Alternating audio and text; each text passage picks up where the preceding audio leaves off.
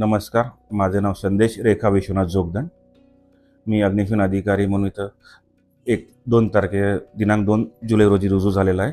माझी जुनी पोस्टिंग अमरावती डिस्ट्रिक्टमध्ये होती आणि इथं आल्यापासून मी इथं ऑफिस बघितलं, प्रेमायसेस वगैरे सगळ्या गोष्टीचा आम्ही अभ्यास केल्यानंतर मला एक गोष्ट समजायला आली की इथे सर्वप्रथम मॅनपॉवरचा खूप मोठा इश्यू आहे.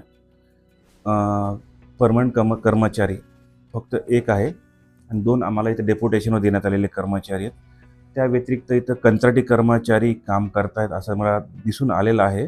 पण त्यांची एक समस्या ते माझ्यापर्यंत घेऊन आले होते की मागील 9 महिन्यापासून त्यांचा कंत्राट संपलेला आहे आणि त्या 9 महिन्याची त्यांची थकबाकी आत्तापर्यंत काही देण्यात आलेली नाही आहे. यासाठी मी प्रयत्न करत आहे की कशा पद्धतीने त्यांचं जे थकीत वेतन आहे ते अदा करण्यात यावं कंत्राटदारामार्फत.